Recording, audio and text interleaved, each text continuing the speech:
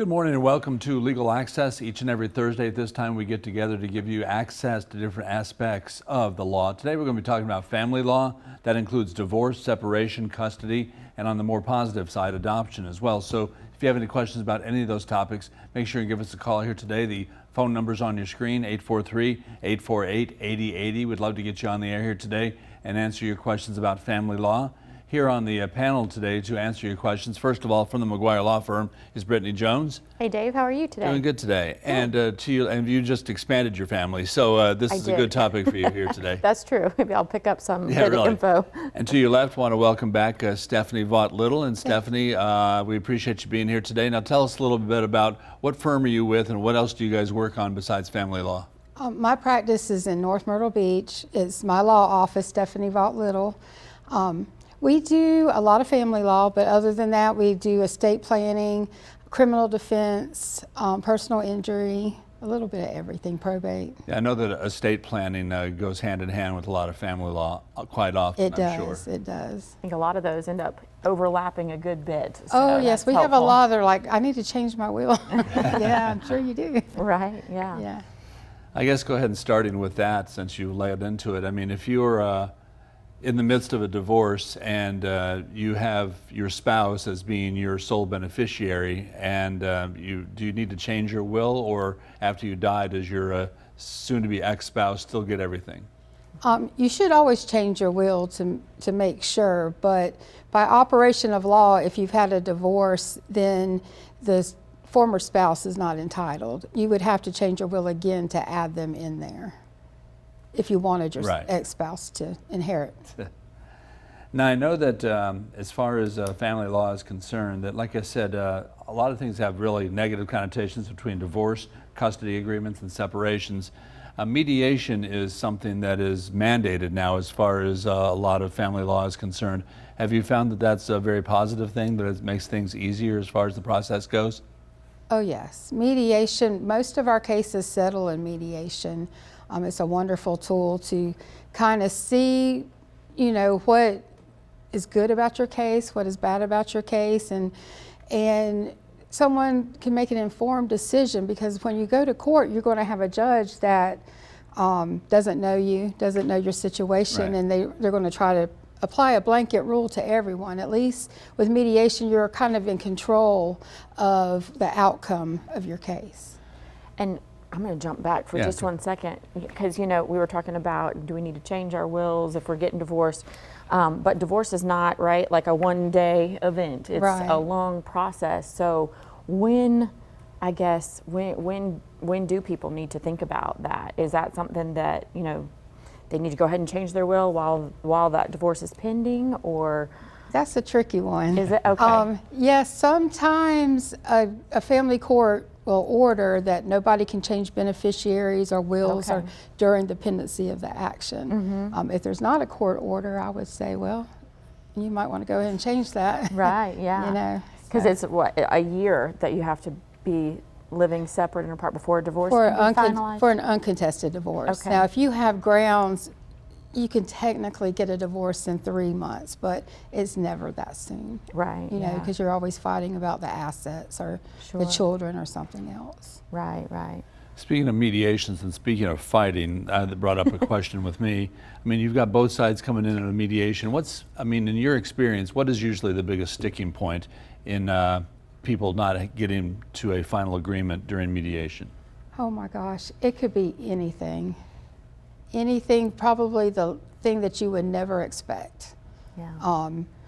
Grandma's four-wheeler, no, that was my four-wheeler. No, she gave it to me. Just something that you never expect to be the sticking point. Well, there are those things that are special to some people, like you said, a blanket rule. It's really not one size fits all, right? Yes, I've seen people, throw away a whole agreement over something that I would be like, I'll go get you a four-wheeler, let's go get one, What you're paying me, you can buy one, but that feelings are attached to things that we, as your representative, might not know the history that's going on. The mediator might not quite understand the history, but we get it all out there, and usually we can work those things out. What about pets, dogs, cats, etc.? Oh yes, those are tricky too because, you know, our pets are our babies. And the law does not treat them as your child, they treat them as assets. So having to explain that to someone, that you don't get visitation rights to a dog, or you can't make the other person pay for vet bills anymore, is, you know, interesting. But Yeah. We're talking about family law here today. If you have any questions, the phone number is on your screen. We would love to hear from you and answer those questions here today on Legal Access, 843-848-8080. Now, we mentioned children. I mean, fur babies is one thing, but real babies as well. As far as children in custody are concerned, you know, you see on TV and the movies all the time where the judge will put the kid up on the stand and the kid will say, I want to stay with mom or dad or whatever the case may be. Does that happen in real life? no. You're never going to see a kid on the stand in a family law case. Now, if it's a criminal case or something like that, maybe. But I have seen a judge take the child into their chambers to ask them some questions Right. because of some things that were going on. But most of the time, this is a very misunderstood rule of law, I think. That, you know, a lot of people think, well, when the child turns 13 or 12 or something, they can choose which parent they want to live with, which that's not the case. That the child's wishes is a factor, and that's one thing that the court would consider, but they're going to look behind it too. They're going to say, you know, they're going to look at their age, and they're going to say, are there reasons? Is somebody promising them a car? Does, you know, no bedtime at the other house, you know? So that's one factor, but it's not an end all. That would never happen, no. As far as children and visitation and custody is concerned, a lot of grandparents have called in over the years during our family law segments to ask about what their rights might be as far as being able to see their grandkids if the custody is with the other child, I mean the other Parent? Yeah, the other parent, exactly.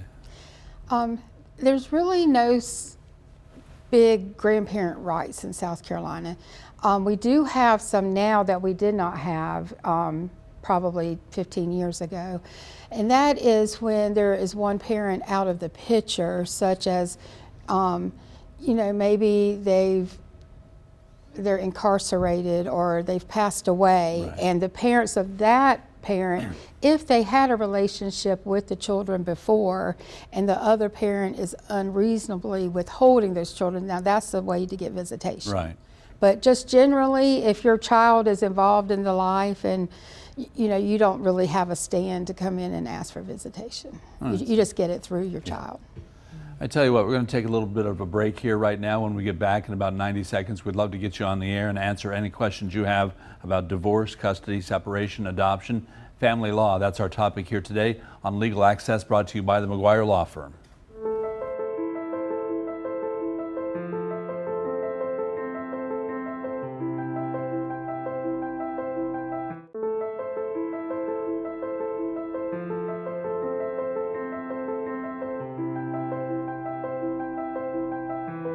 Welcome back. Family law is our topic here today on Legal Access, brought to you by the McGuire Law Firm. Here on our panel to answer your questions about family law today from the McGuire Law Firm is Brittany Jones, and also Stephanie Vaught-Little is here as well. So please, we're well equipped to answer any questions you have. Feel free to give us a call. The number's on your screen right now. Now, I don't know how long you've been in practice, Stephanie, but common law marriage has been done away with in the state of South Carolina in the last 10 years or so. But is that, I mean, every family lawyer that I talked to was so happy when the state legislature did away with that. I mean, are you the same way? Oh yes, common law is not what people think it is. Yeah. Common law is when someone actually believes that they are married, and because of a technicality, maybe the officiant didn't send in the papers right or something, there's a technicality. But now the legislator didn't do us a huge favor by saying anyone who was common law before 2019 are still common law. So we still have to deal with it some. But it's more than just living together. Right. It is, and it doesn't mean, you know, once you live together 7 years, you're common law. There's not a time limit on it. Right. But you really have to present yourself as husband and wife and actually have an intent to be married. Right. This So if can't some- be one-sided, right? Yeah. No, Just moving if with one your person says, boyfriend for hey, I 7 was years. married to you, and no, you weren't, you Right. know.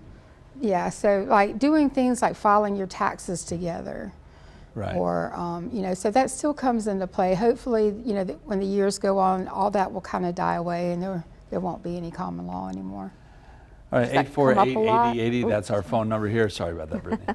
No, I was just curious if that comes up a lot, when people try to get divorced that were common law married. Okay, Is that something so that we see? Ever? I've never seen it.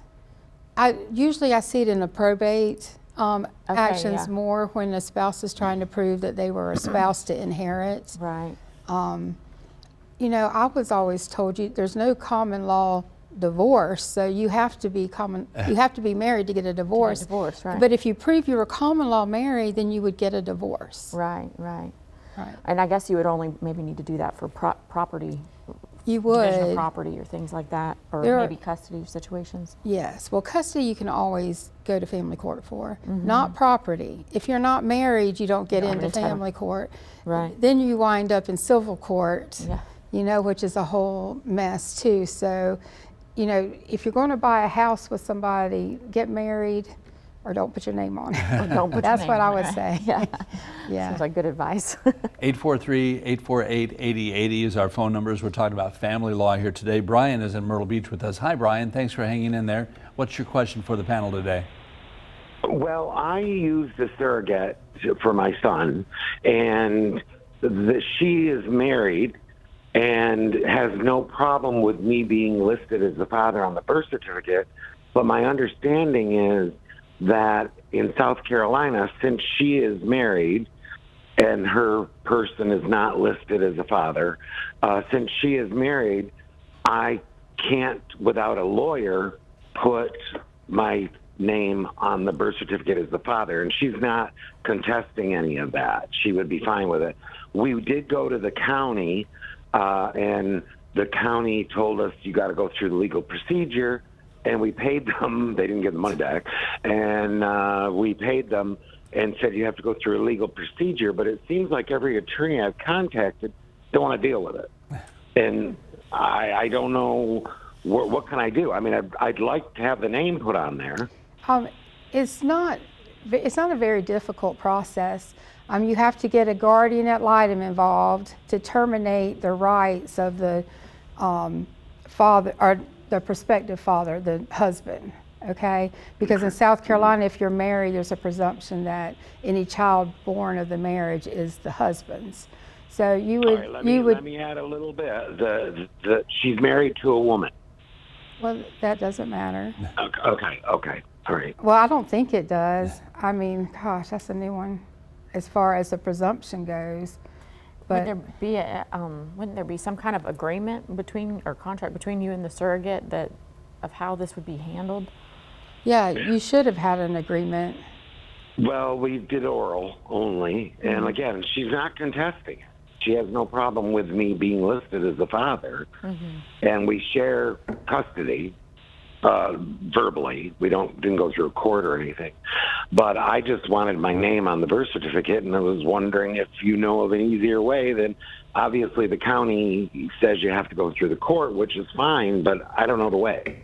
Well, that would be a termination of rights for the wife, and then put an order for your name to be on the birth certificate. Definitely sounds like a unique scenario, Yeah, though, and it definitely is. some intricacies there. Probably Right. would be good to consult with someone, individually, to take it the next steps, I would think. Right. I would definitely go to somebody who has experience in family court. Yeah. And Brian, thank you so much. I think that's the very first time we've had that question, but it is a very good question. I appreciate that. All right. Good luck. Along kind of the same lines, as far as adoptions are concerned, if you're adopting a small child, that's one thing. But if you're if you get married to somebody and they've already got a child that's 18 plus in the age of majority, but you want to adopt them to be your child, can you adopt someone that's over 18? You can. There are adult adoptions. Absolutely. And the process to adopt someone who, if that child that you just got married into, if you're their step parent, if they're under the age of 18, is that a pretty simple process too? It is. It's more simple than just a regular adoption when you're not related, when one parent isn't related to the child. It's called a step-parent adoption. And because it's a step-parent adopting, some of the requirements are taken away. So you don't have to have an extensive background check and all that. I mean, you have to do a little, but if you have one parent saying, yes, I want my spouse to adopt my child, the court takes that would be in the best interest of the child. I mean, you still have a guardian appointed to do an investigation, but it's easier. And would there still be a need for a termination of parental rights for the Yes. other parents? Yes. Okay, yeah. So you're not having 3 parents, you're Right. officially at least, right? Right. Okay. It's always a termination of rights to adopt. Okay. Yeah. And adoptions overall, is it easier to do a private adoption, or is it easier to go through an adoption agency to be able to add to your family? That's a hard one. I don't know because I've never worked for an agency or really know what's going on with the agency. I think if they're doing it, I would imagine it would be easy. They know, what to do. But I don't know if one way is easier or harder. One of the things that kind of hit me on my way into work today as far as family law is concerned, I don't think we've talked about, Brian's question was unique, but annulment I don't think I've ever asked about. I know we've talked about divorce obviously, but as far as annulment is concerned, that's something that's recognized through the church, but is it recognized through the legal system? Yes. Annulments are. I've never had a case where people asked for annulment that it was an annulment case. Those are actually pretty narrow circumstances that Yes. fit for a legal annulment, is that right? Yes, pretty much if you've consummated the marriage, you're not going to get an annulment Right. in South Carolina. So those would be pretty rare to see. Yes, yes. Now, as Brittany said earlier, you need to be, it might have been off the air, I'm not sure, as far as being separated for a full year before you can get a divorce, just a regular divorce, unless there is for cause. Now, when you're separated for a year, do you need to have a separation agreement in place, or you do just like move away from each other? Well, you do not have to have a legal agreement to separate. You can separate and then do that later, or you can do that before you separate. Some people never get an agreement, but they separate and then go to court over the issues. But it's not necessary to start your clock running for the year. You don't have to have, quote unquote, a legal separation to start your year. Who is the arbiter of saying, okay, you've been gone for a year? Do you get a neighbor to sign a paper and say, yeah, I haven't seen this guy for a year. He must have been separated from her. You have to have a cooperating witness, and that is somebody who knows you and would know if you got back together with your spouse, and they have to testify that did not happen. And if you guys slip one night after going out drinking, that starts the clock all over again? Mm-hmm. Yeah, when you say living separate, Yeah, separate in all the ways. Yeah. separate, yeah. And now, is there, sometimes I guess as people are going through divorce, one or the other person, you might start dating. Is that something that's okay before that 1 year clock is run, typically, or not so much? How does that tend to work? Well, it's still adultery because you're married. Right. Okay. So the other Okay. side could use that against you if they wanted to. Is that something you could agree to? Yes. Waive? You can also agree, yes, that neither Okay. party would use that as a grounds for divorce. And the biggest thing about adultery is if you are somebody that's receiving alimony, it's a bar to alimony. Mm-hmm.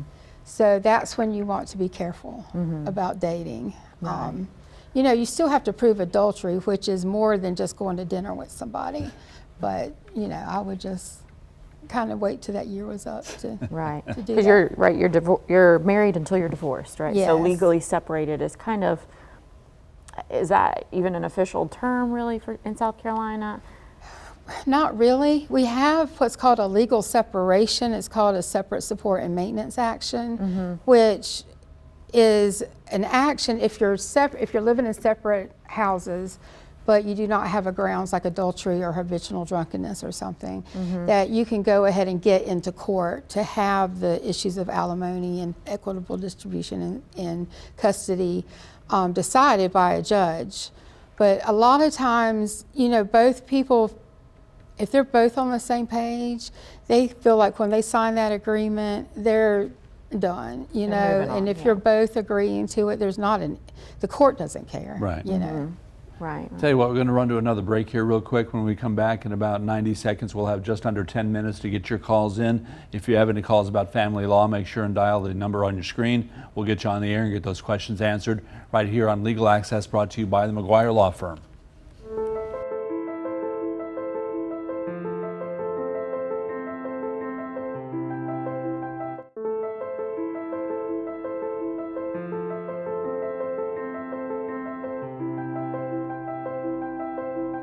It's Legal Access. We're talking about family law here today. If you have any last-minute questions, we'd love to get you on the air and answer those questions for you.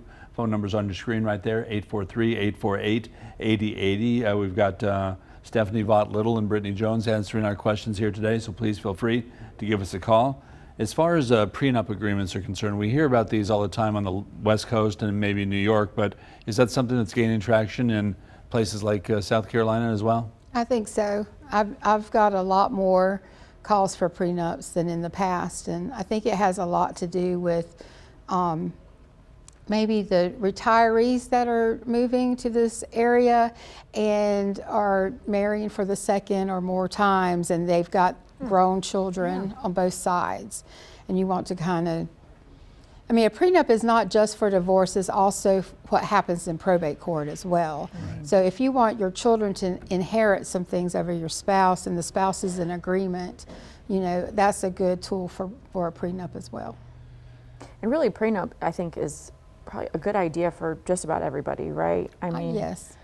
Because it's, like you said, not just dealing with what happens if you get divorced, but also after you pass away, and can go ahead and sort of vet out a lot of the things that might be argued about later. Is that fair to say? Yeah, I say especially with the equitable distribution. Now you can't, of course, write prenups about custody, so that's always going to be an issue if you don't agree. But it can save you a whole lot of heartache and money on a long drawn out divorce if you have a prenup as far as the assets division goes.